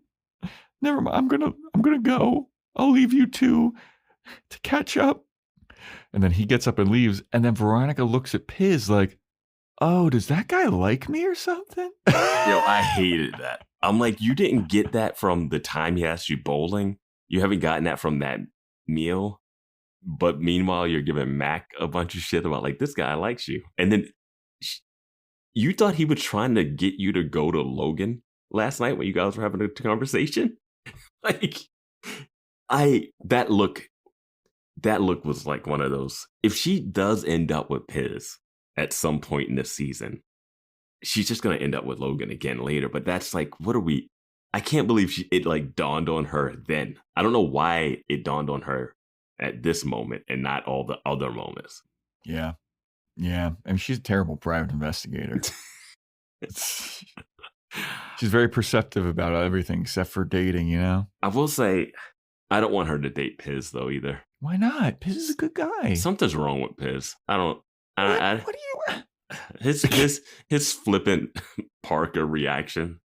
Yeah. I know his reaction to Parker is weird. I know they wanted it to be like, oh, I don't like Parker. I like Veronica more. But the way it came across was just not human. Wasn't good. No. Yeah, it didn't make him look like a good person. But Logan doesn't give a fuck about any of this. No. Just like Piz is a gnat in the world of Logan Eccles. He's just, oh, hey, what's up, Piz? And then Piz was like, nothing. Logan didn't even hear that. Here's my thing, though. I know they have the dining hall set. Veronica's eating way too many meals there. This is breakfast. Logan lives at a hotel. Logan's not even a breakfast guy, as we heard from Veronica's voiceover. Yeah. This is her time. Yeah. That look at the end really was like, now we're going to do it? I mean, that's the end of the episode. She's in a love triangle with Piz now. I still think Wallace and Mac have a chance. Their couple name would be Whack. It would be cool if they could actually be in the same episodes together more than once a season. Are you fucking kidding? Get out of here. That's ridiculous that you would even suggest that. Then I would suggest the opening credit cast be in the show. Yeah, that's stupid. Dean Odell's wife has more screen time than some of these characters. Yeah. Parker has more screen time. Well, she's in the intro credits. Yeah, but she's not like a legacy character like Mac and Wallace. They didn't have the budget. Are you going to throw them a couple $100 so they can get Wallace in there? They got Richard Grieco. They got Ed Bagley for a bunch of episodes. They're doing stunt casting with Patty Hearst, Yeah. But no budget. No budget for Wallace. Wallace should be in every episode. Now, Percy Daggs III commands a big salary. Yeah. The fifth on the call sheet. Yeah. Got anything else to say about Show Me the Monkey? I guess the stakes are lower now. It seems like the school does not care just about... a guy got murdered. Stakes are low. Well, they think it's a suicide, but it seems like no one seems to care that the dean murdered himself on the same day that the serial rapist was arrested. I feel like that would be something. After his car and office got vandalized by the Lilith house. Yeah. The 6-week time jump is something I was not expecting. Yeah, especially because Dean O'Dell's office has remained untouched this whole time. Yeah. His body's still in there. It just flies and starting to stink. That poor assistant, she's got to come to work every day. Yeah, did she lose her job? She like goes into his office. Hey, Dean, what do you think about Greek life? I think it's Greek life is your Weekend at Bernie's. They just come in. Like, we gotta get it to the end of the year. We have to keep Dean, pretend Dean's alive. He has a weekly guest spot on the Piz now. When they reveal who killed him, what are you doing here is going to really be heavy. Yeah. I bet it doesn't fully track. You're probably right. Anyway, next episode is titled Poughkeepsie Tramps and Thieves. Poughkeepsie Tramps and Thieves. No, the people have the night out there. Share. Huh. Poughkeepsie. Interesting. That's New York, right? Poughkeepsie's in New York. Yep. New York State. I think I've been to Poughkeepsie. No, I've been to New Rochelle. Wasn't there a guy that was on SNL, like a comedian that's from Poughkeepsie? He's like a super Italian guy. His name was like Joe Pantalo or something like that. Are you thinking Piscopo? Whatever. Piscopo, yeah. I think he's from Poughkeepsie. You really love that guy. I have no idea. You've referenced him before. I think you referenced him on the Matrix podcast we did. Is he in that? Because of Joey Pants. No. And you started talking about Joe Piscopo. Only time I hear his name is you bring it up. So that's prediction. I think this will have to do with a sex worker and a sex worker's boss. What do they call those? Pimps? Poughkeepsie Tramps and Thieves. I think it's going to be a case of the week where there's a student from Poughkeepsie who is, we're going to go back to sex crimes. He is sex trafficking some of the girls at the college or something. You know what? I would push back on that, but no. They're like, we had one. They were like, we had one episode where it wasn't about it. Let's get it back to to the bread and butter of Veronica Mars, which is SVU. Veronica Mars SVU. Well, that's a wrap for Show Me the Monkey, everybody. Thanks for listening. Thanks for everything that you do for the podcast. Join our Patreon, patreon.com/boyswatchingbuffy. We're doing True Blood, and Eclipse is coming out this week. You want to shout out Apple Podcast 5-star rating review, Spotify 5-star ratings, screenshot it, send it into us. Amazon wishlist, get us that monkey. Another one, I need to get that to Vance before he leaves to Philadelphia. What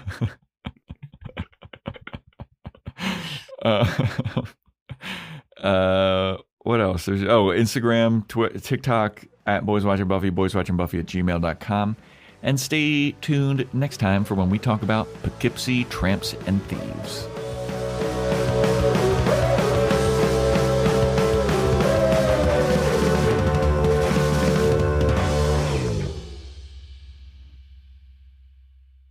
Maybe after the show I could stop by the sorority. Ooh, I think the Theta Betas would really enjoy that. Too Good & Co. coffee creamers are made with farm fresh cream, real milk, and contain 3 grams of sugar per serving. That's 40% less than the 5 grams per serving in leading traditional coffee creamers for a rich, delicious experience. Whether you enjoy your coffee hot, cold, bold, or frothy, Too Good coffee creamers make every sip a good one. Too Good coffee creamers, real goodness in every sip. Find them at your local Kroger in the creamer aisle. Seltzer Kings Podcasts.